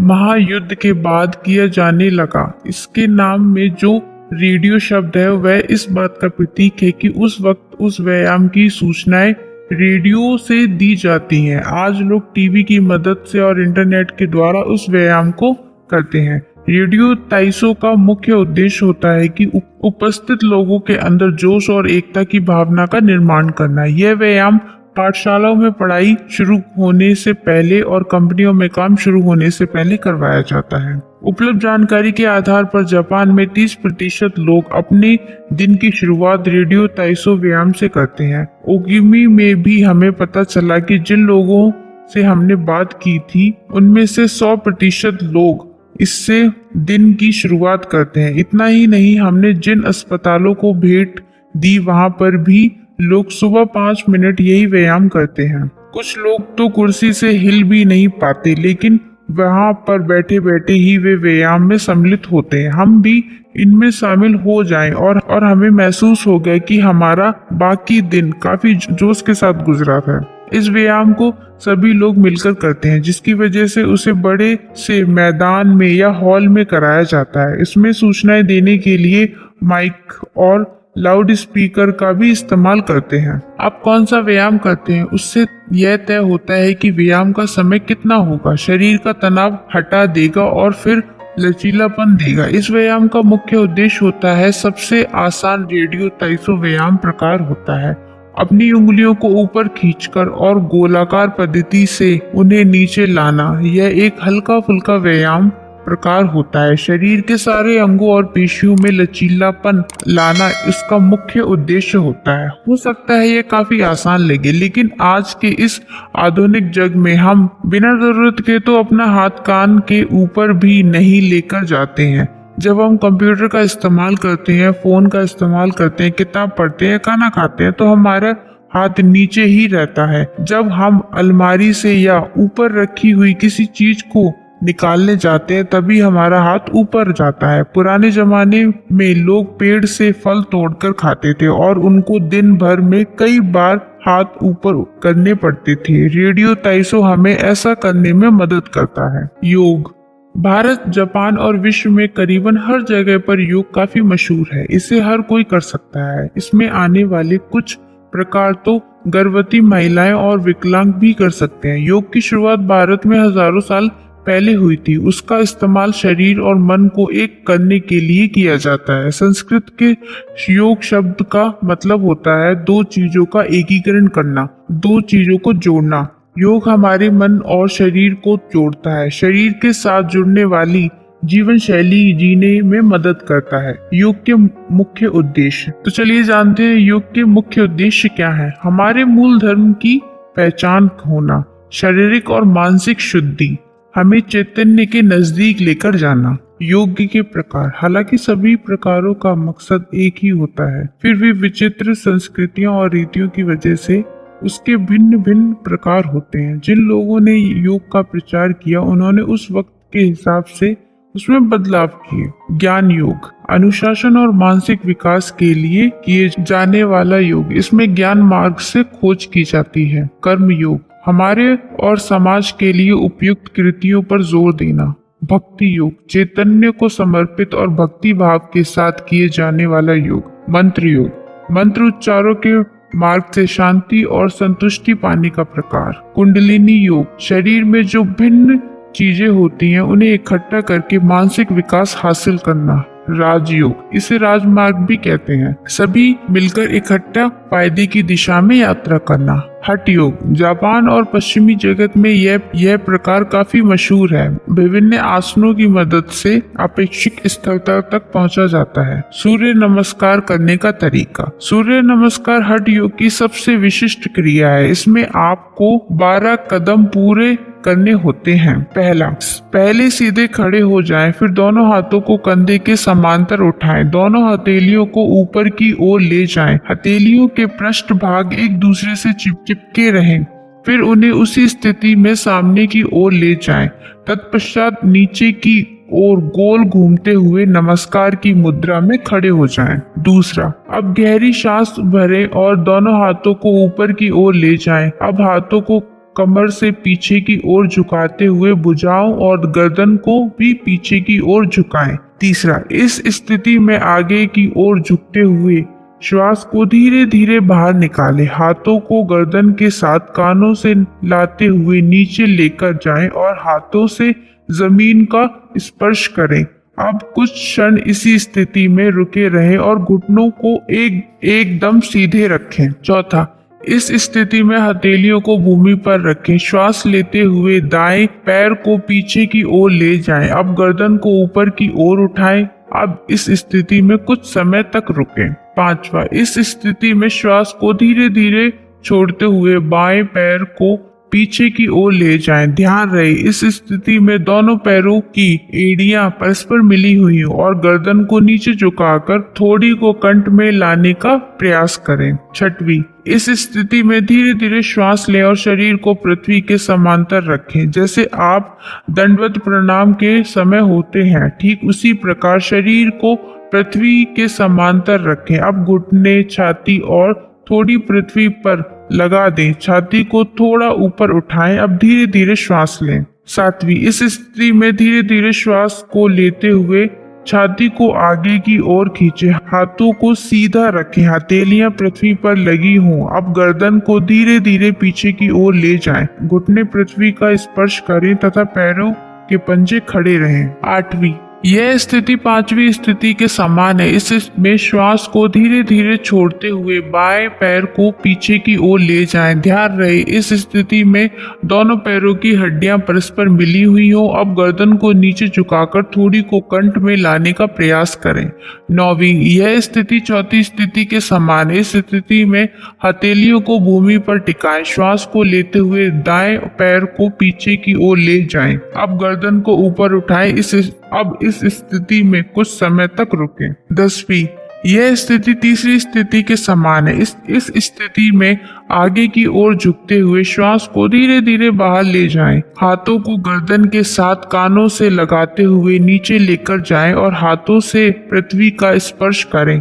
अब कुछ क्षण इसी स्थिति में रुकें और घुटनों को सीधा रखें। 11वीं, यह स्थिति दूसरी स्थिति के समान है। इसमें धीरे धीरे श्वास भरते हुए दोनों हाथों को कानों से सटकाते हुए ऊपर की ओर ताने और भुजाओं और गर्दन को पीछे की ओर झुकाएं।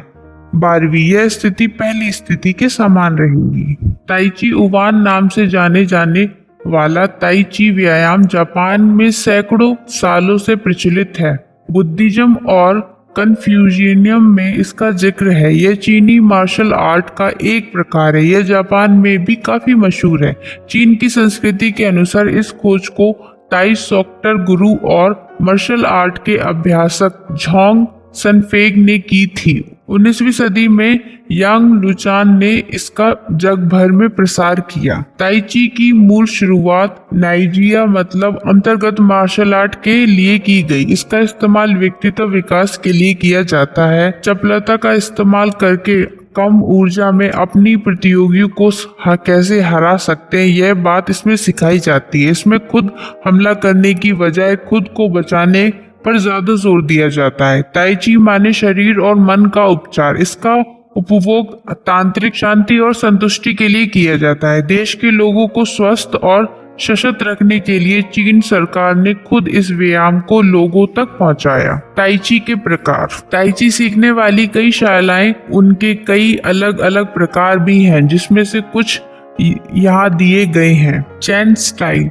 धीरे और कदम धड़ाकेबाज हलचल का संगम। यंग स्टाइल, सबसे ज्यादा मशहूर इस प्रकार में धीमी और द्रव पदार्थ जैसी हलचल की जाती है। बू स्टाइल, छोटी छोटी और सहजता से की गई हलचल। हाउस स्टाइल, अपने अंतर्गत में झांककर सूक्ष्म हलचल करना। यह प्रकार विश्व में ही नहीं बल्कि चीन में भी काफी कम इस्तेमाल होता है। हालांकि ये सभी स्टाइल्स एक दूसरे से अलग हैं, फिर भी इनके पीछे का उद्देश्य समान है, जैसे कि स्थिरता की मदद से अपनी हलचल को नियंत्रित करना, शक्ति और कुशलता की मदद से जीत हासिल करना, दूसरे क्रमांक की हलचल करके पहले स्थान पर पहुंचना, खुद को और प्रतियोगियों को जानना। ताइची के 10 मुख्य सिद्धांत। मास्टर यंग चेंगफू ने ताइची के निम्नलिखित 10 मूलभूत सिद्धांत बताए। पहला, सीधे खड़े रहकर अपना पूरा लक्ष्य अपने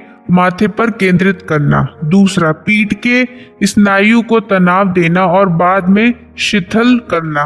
तीसरा, कमर रिलैक्स करके उसके माध्यम से शरीर की बाकी हलचल को नियंत्रित करना। चौथा, हमारे शरीर का वजन कैसे विभाजित हुआ, यह जानकर जड़ता और हल्केपन के बीच के अंतर को पहचानना। पांचवा, हाथों की हलचल आसानी से करके शरीर में जो ऊर्जा और उसका प्रभाव अच्छा करना, कंधे रिलैक्स करें। छठवां, शरीर की शक्ति से ज्यादा महत्व मन की चंचलता चपलता को देना। सातवां, शरीर के ऊपरी और निचले अंग में लयबद्धता लाना। आठवीं, मन, शरीर और सांस में एक रूप रखना। नौवीं, हलचल नियंत्रित करने की बजाय लचीलेपन और लयबद्धता को महत्व देना। 10वीं, हर पल में जो शांति है, स्थिरता है, उसको खोजना। शरीर कार्यरत होता है तो मन अपने आप शांत हो जाता है। बादलों का अनुकरण। ताई ची की सबसे प्रसिद्ध हलचल है बादलों की तरह हाथों को हिलाना। इसे नीचे दी गई पद्धति से किया जा सकता है। चलिए जानते हैं कि वो पद्धति क्या है। पहली, दोनों हाथ आगे ले जाएं और तलवों को नीचे करें। दूसरा, आप जैसे किसी पेड़ के तने को आलिंगन दे रहे हो ऐसी कृति करें। तीसरा, उस वक्त आपके तलवे बाहरी बाजू को रखें। चौथा, बायां हाथ ऊपर की तरफ से मध्यम की तरफ से और दायां हाथ नीचे के माध्यम तक हिलाएं। पांचवा, एक गेंद के आकार में अपने शरीर के सामने हाथ को हिलाएं। छठवा, बाईं हथेली चेहरे के सामने ले जाएं। सातवां, हाथों के मूवमेंट को देखते हुए बाएं पैर पर शरीर का पूरा वजन देकर कमर को मोड़ें। आठवां, अपने बाएं हाथ को कमर पर और अपने दाहिने हाथ को चेहरे के सामने लाएं। नौवां, अपना वजन दाहिनी पैर पर रखें। 10वां, दाहिनी और मोड़े और अपने दाहिनी हाथ को देखते हुए उसे ऊपर उठाएं। 11वां, अब हाथों की मूवमेंट को लचीलेपन के साथ रखें।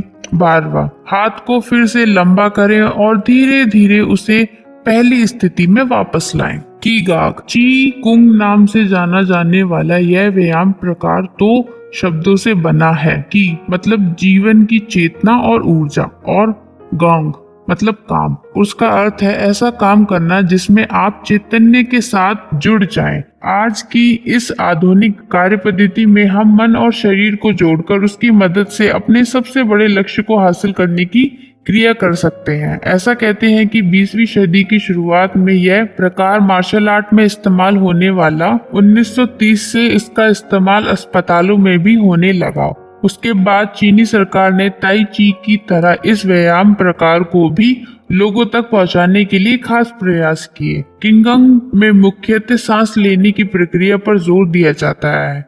अब हम बैठे हुए हों या खड़े हुए हों, शरीर की हर अवस्था में अपनी सांस पर काम करके उसे स्थिरता में रखा जाता है। किंगंग में जो भी प्रकार हैं, उन सभी का उद्देश्य ऊर्जा को बढ़ाना है।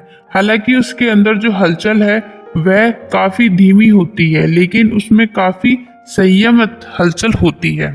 किंगंग के फायदे। कई सारे सर्वेक्षणों से यह पता चला कि ताई ची और योग की तरह किंगंग के भी कई सारे फायदे होते हैं। मेडिकल एप्लीकेशन ऑफ किंगंग सैन फ्रांसिस्को में स्थित किंगंग इंस्टीट्यूट के सत्र संयोजक डॉक्टर केनेथ एम साइंसियर ने अपने एक लेख में इसके कई फायदे लिखे, जैसे कि मस्तिष्क में बनी तरंगों का विकास होता है, हार्मोन्स में सकारात्मक बदलाव होते हैं, हृदय विकार से आने वाली मौत की संभावना कम होती है, रक्तचाप की बीमारियां भी कम होती हैं, हड्डियों में तंदुरुस्ती आती है, खून का बहाव अच्छे तरीके से होता है, बुढ़ापे की वजह से होने वाली बीमारियों की संख्या भी कम होती है, शरीर के अंग काफी अच्छे तरीके से काम करते हैं, मस्तिष्क को अच्छे तरीके से खून की मात्रा मिलती है, मन और मस्तिष्क का तालमेल अच्छा होता है, हृदय का कार्य सही तरीके से होता है, कैंसर का उपचार लेने वाले लोगों में जो दुष्परिणाम होते हैं उनकी मात्रा कम होती है। इस व्यायाम की वजह से हमारा शरीर सुडौल तो होता ही है, साथ ही लंबी आयु भी मिलती है। किंगंग करने की पद्धति।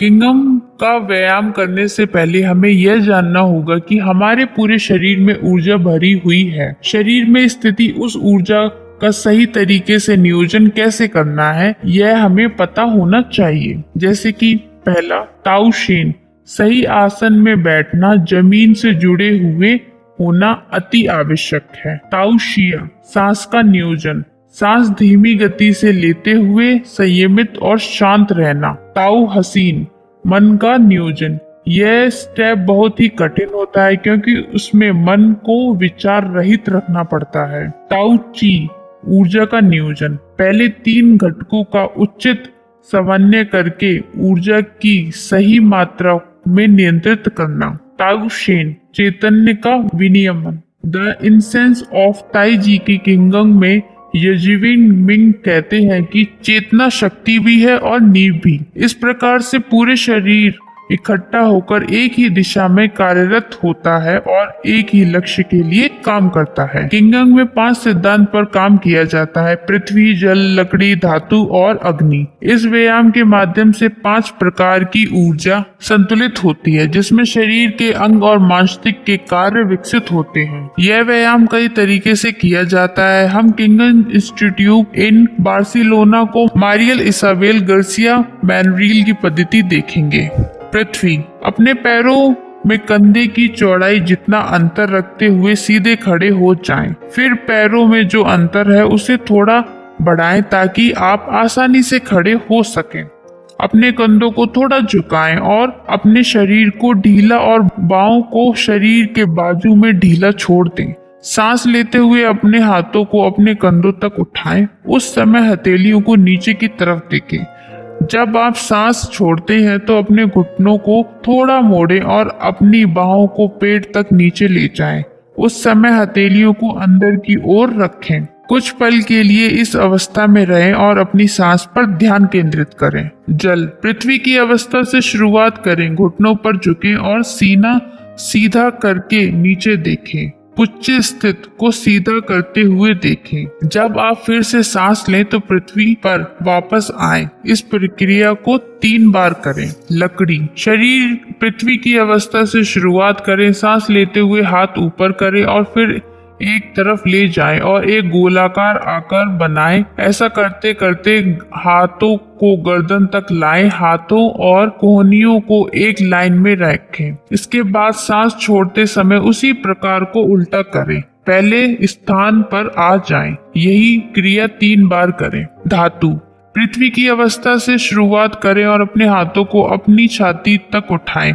उंगलियां एक दूसरे से थोड़ा अलग हो और ऊपर की ओर इशारा करते हुए हाथों को एक दूसरे से लगभग 4 इंच लंबा रखें। सांस लेते समय हाथ एक दूसरे से अलग रखें और उनमें कंधों की चौड़ाई जितना अंतर रखें।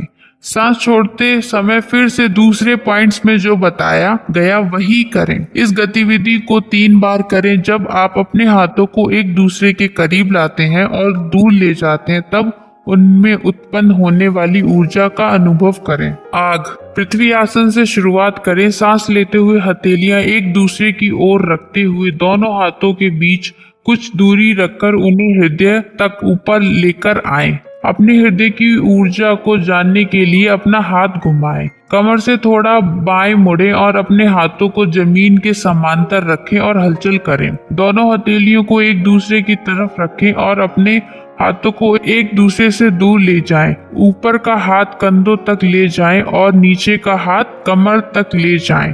अब आप अपने हाथों को जमीन की समांतर रखते हुए कमर से दाईं ओर मुड़ें और हलचल करें। सांस छोड़ते हुए अपने हाथों को हृदय के पास लाएं। हाथों के बीच दोबारा दूरी बढ़ाएं।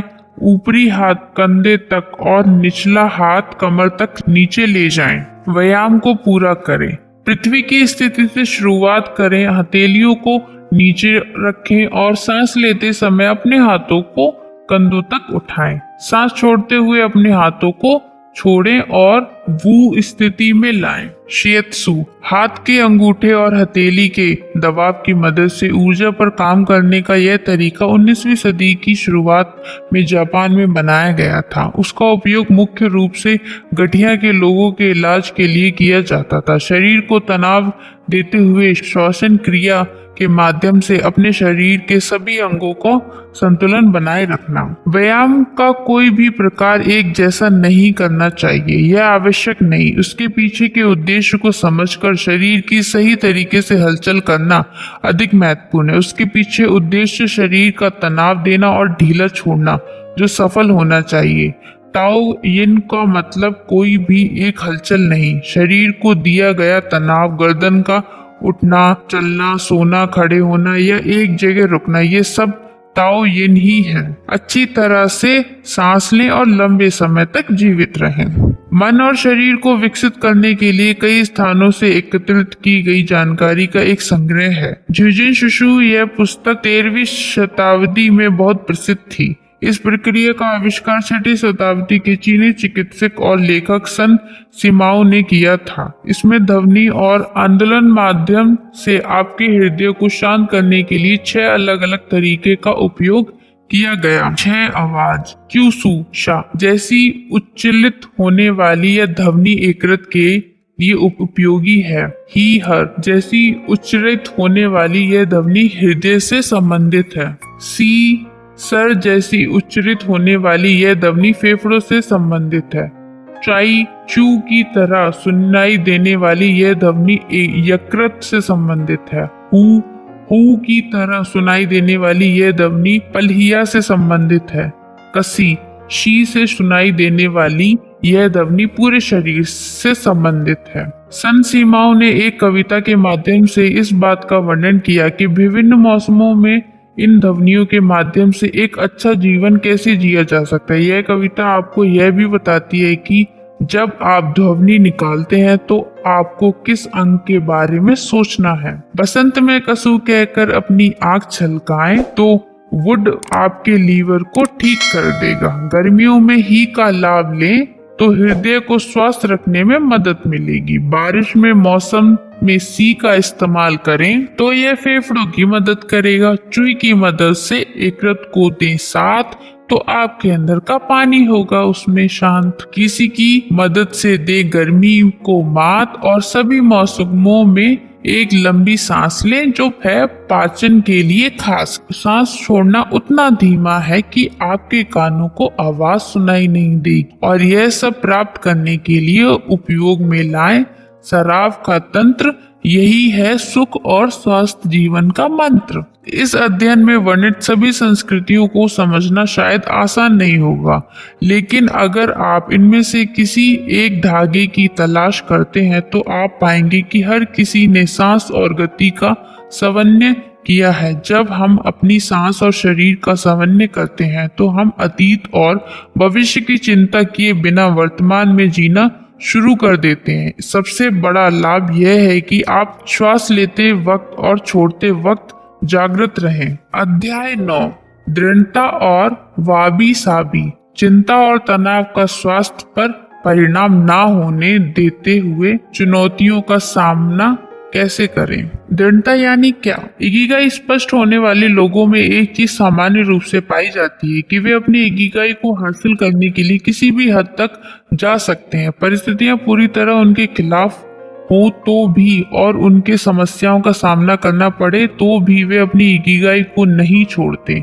मनोचिकित्सक के बीच में दृढ़ता के बारे में जो बातें मानी जाती हैं उन्हें हम अभी समझने वाले हैं। दृढ़ता का और सिर्फ किसी काम के पीछे लगना नहीं। अभी तक हम यही समझने का प्रयास करेंगे कि दृढ़ता का वास्तविक अर्थ क्या होता है। यह दुनिया की तरफ देखने का हमारा वह नजरिया है जिसमें तुरंत क्या करने की आवश्यकता उससे भी ज्यादा ध्यान इस बात पर दिया जाता है कि क्या करना जरूरी है। साथ ही इंसान नकारात्मक भावनाओं में बहता नहीं है। हम जानने वाले हैं कि दृढ़ता से आगे जाकर कठोरता कैसे निर्मित करनी चाहिए। आज नहीं तो कल हम सभी को कठिन परिस्थितियों का सामना करना ही पड़ता है। हम उनका कैसे सामना करते हैं इस पर कई सारी बातें निर्भर करती हैं। कठिन घटनाओं का सामना करने में हमारे शरीर, मन और भावनाओं को मिला हुआ दृढ़ता का परीक्षण ही काम में आता है। नाना कुरुबी याओ की 7 बार गिरे 8 बार उठ जापानी कहावत है। ये समस्याओं का सामना करने की हमारी क्षमता मतलब हमारी दृढ़ता। हम जितनी ज्यादा दृढ़ता के साथ समस्याओं का सामना करेंगे उतना ही जल्दी उसमें बाहर आएंगे और अर्थपूर्ण जीवन जी पाएंगे। दृढ़ लोगों का यह पक्का होता है कि कभी भी निराशा का शिकार ना होते हुए हमें हमेशा अपने लक्ष्य पर ध्यान केंद्रित करके जीना चाहिए। उनकी दृढ़ता ही उनकी शक्ति होती है। सामने आई परिस्थितियों का सामना करके उसमें से कैसे राह निकालनी है यह उन्हें पक्का पता होता है। जिन बातों पर उनका नियंत्रण होता है उन पर वे अपना ध्यान केंद्रित करते हैं और जो चीजें उनके नियंत्रण में नहीं होती उनकी चिंता करना वे छोड़ देते हैं। रैनहोल्डर निबूहर की शांति के लिए रची हुई निम्नलिखित कविताएं मशहूर हैं। हे भगवान, जिन चीजों को हम नहीं बदल सकते उनका स्वीकार करने की हमें शक्ति दे। जिन चीजों को बदलना चाहिए उन्हें बदलने का साहस दे और फिर दी गई दोनों चीजों का अंतर पहचानने में समझ दें। बुद्धिज्म और स्टोइज्म के माध्यम से भावनात्मक दृढ़ता। सिद्धार्थ गौतम नेपाल के कपिलवस्तु के राजपुत्र थे। उनका बचपन महलों में बीता। आसपास में काफी खुशहाली थी। 16 साल की उम्र में उनकी शादी हो गई थी। उनका एक बेटा भी हुआ। सांसारिक जीवन में मन ना लगने की वजह से उन्होंने 29 की उम्र में ही महल छोड़ दिया और साधु जैसा जीवन जीने लगे। लेकिन उस वैराग्य में भी उन्हें आनंद नहीं मिला।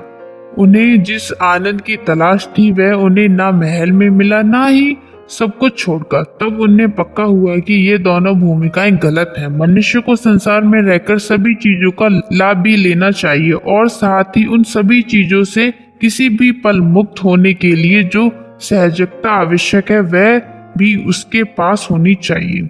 जैनों ने उसका अभ्यास सन्यासी लोगों से शुरू किया। ये ऐसे लोग होते हैं जिन्होंने सभी सांसारिक चीजों का त्याग किया होता है और उनके शरीर पर जो कपड़े होते हैं उतना ही उनकी दौलत होती है।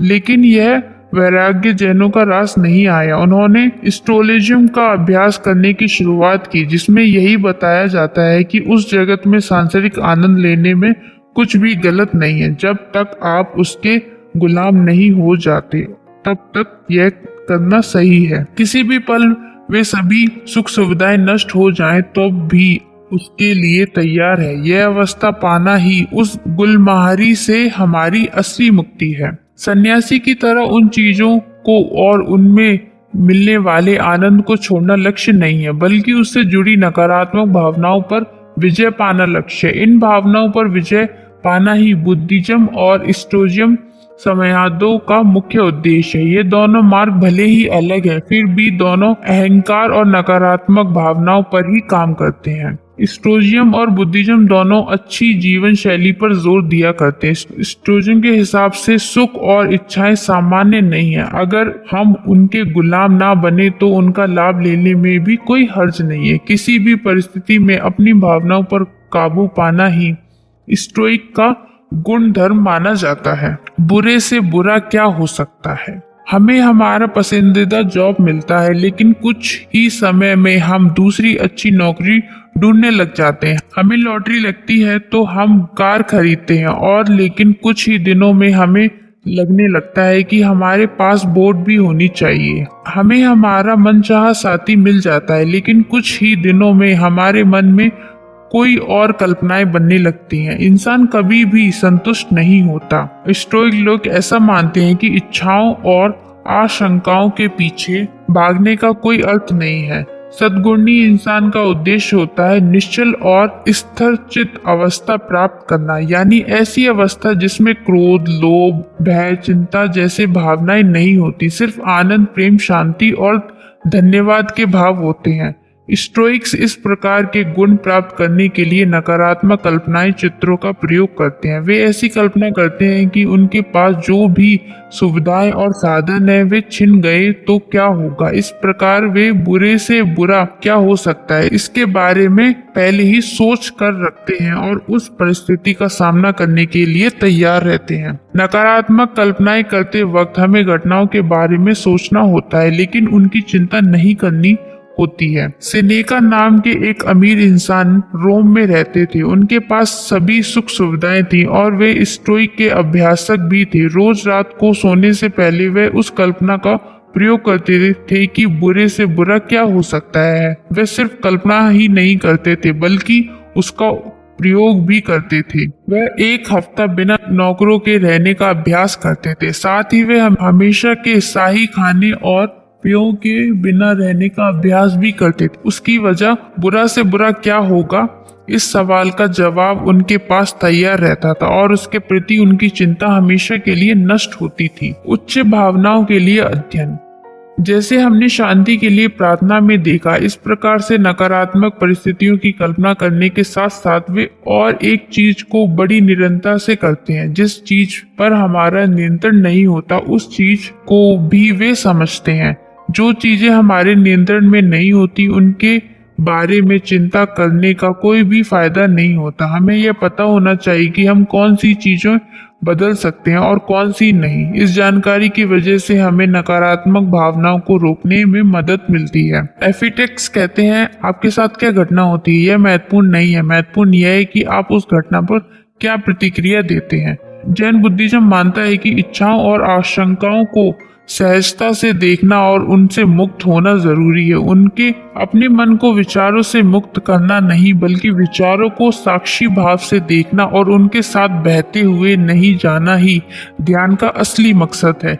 इस प्रकार का अभ्यास करने की वजह से हम अपने मन को क्रोध, निराशा और द्वेष के भाव में बहते जाने से बचा सकते हैं। बुद्धिज्म में भावनाओं को मिटाने के लिए एक तंत्र का इस्तेमाल किया जाता है, ओम मनी पदवे हूँ। इसमें ओम अहंकार को नष्ट करने वाला है, द्रोष को नष्ट करने वाला मैं, नी यानी संयम जिसकी मदद से इच्छाओं पर जीत हासिल की जा सकती है, पद यानी द्वैत के पैर, में यानी लोभ का नाश, और हुम यानी दूसरों के प्रति जो नकारात्मक विचार है उन्हें नष्ट करना। आज और अभी अस्थिरता को दृढ़ता लाने के लिए और एक उपाय है, यह तय करना कि कौन से काल में जीना है। बुद्धिज्म और स्टोनिज्म दोनों में यही सीख दी जाती है कि वर्तमान ही एकमात्र ऐसा काल है जिस पर हमारा नियंत्रण है। भूतकाल और भविष्य काल की चिंता करने से अच्छा है कि हम वर्तमान में जिएं और अभी हमारे सामने क्या है उस पर विचार करें। बौद्ध संत थिच हैंड हॉन कहते हैं कि एक ही पल है जिसमें आप सही मायने में जी सकते हैं और वह है वर्तमान का पल। वर्तमान में जीने के साथ साथ स्टोइक्स अपने आजू बाजू की अस्थिर चीजों के प्रति भी सहज रहते हैं।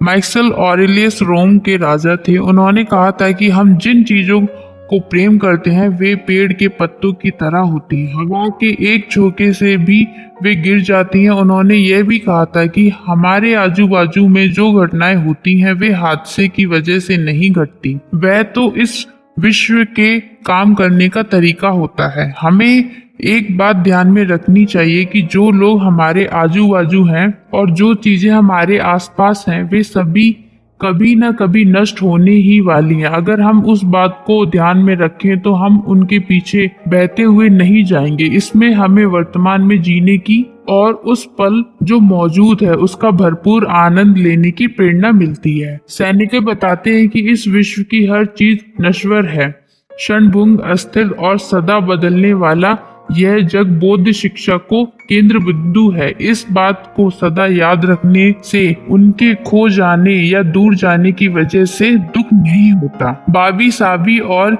इजी क्षणभंगुर और सदा बहने वाले इस कुदरत में सुंदरता खोजने की कला बाबी साबी जापानी संकल्पना है जो हमें बताती है कि परिपूर्ण में सुंदरता खोजने की बजाय अपूर्ण में सुंदरता को खोजना ही असली कला है। इसलिए जापान के लोग ऐसी कहावतें हमेशा टूटे हुए कप पर या अपूर्ण वस्तुओं पर लिख कर रखते हैं। अपूर्ण, क्षणिक और सदोष वस्तुएं असल में सुंदर होती हैं क्योंकि कुदरत भी ऐसी ही है। इसकी संकल्पना की पुष्टि करने वाली एक जापानी संकल्पना इजिगो इंच, इसका अर्थ है वर्तमान का पल ही असली है और वह जाकर भी वापस नहीं आता। इस पंक्ति का हर सामाजिक सम्मेलन, समारोह और कार्यक्रम में जानबूझकर जिक्र किया जाता है। एक दूसरे को याद दिलाया जाता है कि भूतकाल की समस्याओं में ना होते हुए वर्तमान के पल को खुशी से जीना है। चाय के लिए इकट्ठा होने पर जैन मेडिटेशन और जापान में होने वाले मार्शल आर्ट, इन तीनों ठिकानों पर वर्तमान में जीने पर जोर दिया जाता है। पश्चिमी देशों में हमें पहले से ही पक्की इमारतें और सैकड़ों साल पुरानी ऐतिहासिक चीजों को देखकर ऐसा लगता है कि कुछ भी नहीं बदला। रोमन आर्किटेक्ट ग्रेंसो अपनी असाधारण कारीगरी के लिए जाने जाते हैं। उनकी बनाई दो चीजों में सामान्यता, कुशलता और एक जैसा दिखना है और साथ ही उनका सालों साल वैसा का वैसा रहना, इन सभी बातों के लिए वे पहचाने जाते हैं। जापानी आर्किटेक्ट्स कभी भी सर्वोत्तम के आग्राही नहीं होते। वे चैतन्य और वावी साबी की संकल्पना पर काम करते हैं। वहाँ की बड़ी बड़ी इमारतों भी लकड़ी से बनी हुई होती हैं। उन्हें इमारत बनाते वक्त ही पक्का होता है कि हमें उन्हें हमेशा के लिए नहीं बनाना और हमारी अगली पीढ़ी को इन पर दोबारा काम करने का मौका मिलने वाला है। जापानी संस्कृति ने स्वीकार किया है कि इंसान का जीवन और उनकी बनाई हुई चीजें दोनों क्षण भंगुर हैं। द ग्रीन शीन ऑफ इसे हर 20 साल में दोबारा बांधा जाता है। उसके पीछे का मकसद यह नहीं होता कि पीढ़ी दर पीढ़ी वस्तु वैसा ही रहे, बल्कि परंपरा और संस्कृति को संभालना उसका मुख्य उद्देश्य होता है। पीढ़ी दर पीढ़ी टिकने वाली वस्तुओं से भी इंसान की बनाई हुई कुछ समय टिकने वाली चीजें ज्यादा प्रभावी होती हैं। हमें एक बात को स्वीकार करना होगा कि कुछ चीजें पर हमारा कोई नियंत्रण नहीं होता, जैसे कि आगे बढ़ने वाला समय और हमारे आजू बाजू की क्षणभंगुर चीजें। इजिगो इंच हमें वर्तमान में रहने और सामने आए हुए पल को खुशी से जीने की प्रेरणा देती है, जिसकी वजह से हमें इकिगाई ढूंढने और उसके अनुसार काम करने में मदद मिलती है। वावी साबी हमें अपूर्णता में भी विकास का मौका खोजने में मदद करती है। लचीलेपन के परे कठोरता। एक पौराणिक कथा में ऐसा बताया गया है कि हेरक्युलस ने जब हाइड्रा नामक राक्षस का सिर धड़ से अलग किया था तो वहां एक ही जगह 2 सर तैयार हो गए। उसे समझ में आया कि हम उस राक्षस को कभी भी मारकर खत्म नहीं कर सकते। नासिम निकोलस की कथाओं में कठोरता के प्रति स्पष्टीकरण दिया गया। कठोरता का अर्थ विकृतियों से निमृत होने वाली चीजें बताया गया। हमारी जैविक की परिभाषा के अनुसार ऐसे प्राणी मनुष्य, पेड़ और वस्तु जिन्हें हानि पहुंचाने के बाद वे कमजोर होती हैं, जैविक कहलाती हैं। जो प्रतिकार करते हैं और समस्या में भी टिके रहते हैं उन्हें दृढ़ और कठोर कहते हैं। लेकिन जिन चीजों को कुछ हद तक हानि पहुंचने के बाद वे फिर से उभर कर आती हैं उन्हें प्रतिजैविक कहते हैं। हाइड्रा के पास एक अनोखी शक्ति थी। कथा में ऐसा बताया गया कि जब जब उस पर हमला होता था वह और उभर कर आता था और नई ऊंचाई प्राप्त करता था। दृढ़ यानी वह जो कठोर होता है और समस्या आने पर फिर से उभर कर आता है और अपने मूल स्थान पर लौटता है। प्रतिजैविक यानी ऐसा जीव जिस पर हमला होने के बाद वह पहले की तुलना में और ज्यादा प्रतिभावान होकर उभरता है। कुछ विशेष परिस्थितियों में और आपत्तियों के प्रति जैविकता देखने को मिलती है। सन 2011 में जापान के तोहोकू इलाके में सुनामी आई और फुकुशिमा जैसे सागरी किनारे के कई सारे गांवों के बड़े पैमाने पर नुकसान हो गया। हमने करीबन 2 साल के बाद जब उस जगह का दौरा किया तो हमें सड़कों के दोनों ओर नई निर्जन गांव दिखे। वहां के रास्ते जैसे गायब हो गए, घर खाली पड़े थे और वहां पर गाड़ियां भी नहीं थी। वहां के पेट्रोल पंप खाली थे और रेलवे स्टेशन बंद थे। सरकार इन गांवों को भूल गई थी, इसलिए इन गांवों का विकास होना असंभव था। इशिनोमाकी और केसुनोमा का भी बड़ा नुकसान हुआ था, लेकिन कुछ ही सालों में वे फिर से अपने पुराने स्तर पर आ गए। फिर से अपने पहले स्तर पर आने वाली इशिनोमाकी और कैसुना उन 2 गांव में अपनी कठोरता सिद्ध की। जिस भूकंप की वजह से सुनामी आई थी उसका सबसे बड़ा झटका फुकुशिमा न्यूक्लियर प्लांट को लगा था। टोक्यो इलेक्ट्रिक पावर कंपनी को भी बड़ा झटका लगा। वह कंपनी और वहां के इंजीनियर इस झटके से भी उभरकर नहीं आए। अगले 10 साल तक उस कंपनी के उभरने की कोई भी संभावना नहीं थी। इस विपत्ति में यही बात सामने आई कि वह कंपनी कितनी कमजोर है। भूकंप के बाद कुछ ही समय में जापानी स्टॉक मार्केट बंद हो गया। उसके बाद कौन सी कंपनियों के शेयर बढ़े होंगे? जाहिर सी बात है कि जो कंपनियां क्षेत्र में थी जिन्हें उन गांवों के पुनर्निर्माण का काम मिलने वाला था, वही कंपनियां और उनके शेयर वर्कर्स आगे बढ़े। उन कंपनियों के प्रति जैविक होने का सबूत दिया क्योंकि उन कंपनियों ने समस्या में पहले से बड़ी छलांग लगाई। अब इसी संकल्पना का हम अपने रोज के जीवन में कैसे फायदा ले सकते हैं, इसे समझते हैं। एक ही सूत्र पर निर्भर ना रहें। आप कभी भी एक ही सूत्र पर निर्भर ना रहें। अपनी वर्तमान कुशलता के साथ और भी कलाएं सीखें। इससे होगा यह कि अगर कभी परिस्थितियां आधुनिक खोजों की वजह से आपके मुख्य काम में कोई दुविधा आ गई या वह काम उतना फायदेमंद ना रहा तो आप दूसरे विकल्प के बारे में सोच सकते हैं। अपने ओगिमी में जिन जिन लोगों से बात की उनमें से हर एक के पास पैसे कमाने के एक से ज्यादा मार्ग उपलब्ध थे। वे अपनी बनाई चीजों को बाजार में बेचते थे, साथ ही अपने बगीचे में उगाई सब्जियों को भी बेच लेते थे। इस कहावत को सदा याद रखें, अपने सभी अंडे एक ही बक्से में ना डालें। शायद आपको ऐसा लगता होगा कि आपकी कला असाधारण है और आप बहुत महान काम कर रहे हैं, इसलिए आपको नई बातें सीखने की कोई आवश्यकता नहीं है। लेकिन समय के साथ यही कला पीछे जा सकती है। सदा नए नए गुण सीखने की वजह से आप किसी भी एक चीज पर निर्भर नहीं रहेंगे। लेकिन लोग खुद को संतुष्ट करते हैं और अपनी आराम सीमा को तोड़ने का कष्ट नहीं करते। छोटे खतरों का सामना करना। अर्थव्यवस्था कैसे काम करती है, इसे समझने के बाद आपको इस बात को समझने में सहायता होगी। समझो आपके पास 1,00,000 रुपए हैं, आप उसमें से 90,000 रुपए फिक्स डिपॉजिट में रखते हैं और बचे हुए 10,000 रुपए 10 अलग अलग कंपनियों में निवेश करते हैं, हर कंपनी में 1,000 रुपए। अब मान लो कि इसमें से 3 कंपनियां पूर्ण रूप से विफल हो गई, आपके 3,000 रुपए डूब गए। 3 कंपनियों का थोड़ा नुकसान हुआ जिसमें आपका 1,000 से 2,000 रुपए का नुकसान हो गया। 3 कंपनियों को थोड़ा फायदा हुआ जिसमें आपको 1,000 से 2,000 रुपए का फायदा हो गया। एक कंपनी इतनी बड़ी हो गई कि उनका शेयर 20 गुना बढ़ गया, आपको उस कंपनी से 20,000 रुपए मिले। यानी बाकी कंपनियों को नुकसान होने के बावजूद आपका फायदा हुआ, यानी आप भी हाइड्रा जैसे प्रतिजैविक हो गए। लेकिन प्रतिजैविक होने के लिए छोटे छोटे खतरों का सामना करने की तैयारी होनी चाहिए।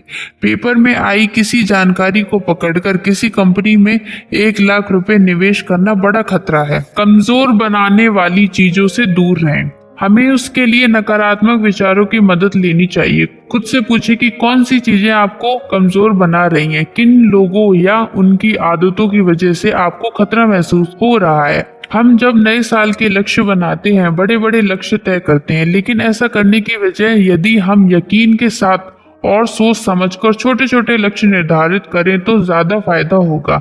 ये छोटे लक्ष्य ऐसे हो सकते हैं, जैसे देखते हैं क्या है। 2 भोजनों के बीच में नाश्ता नहीं करूंगा, हफ्ते में 1 बार ही मीठा खाऊंगा, छोटी छोटी किश्तों में अपना सभी कर्जा लौटा दूंगा, गलत लोगों के साथ समय बिताना बंद कर दूंगा, सिर्फ जरूरत के लिए काम करने की बजाय पसंद का काम करूंगा, दिन भर में 20 मिनट से ज्यादा समय फेसबुक पर नहीं बिताऊंगा। जीवन में दृढ़ता लेने के लिए डर का हारना जरूरी है। हमें किसी भी समस्या को मौका समझकर उसकी ओर देखना चाहिए। अगर हमने इस प्रतिजैविकता के नजरिए को विकसित किया तो हम किसी भी समस्या का सामना कर सकते हैं और अपना इकिगाई जरूर पूरा कर सकते हैं।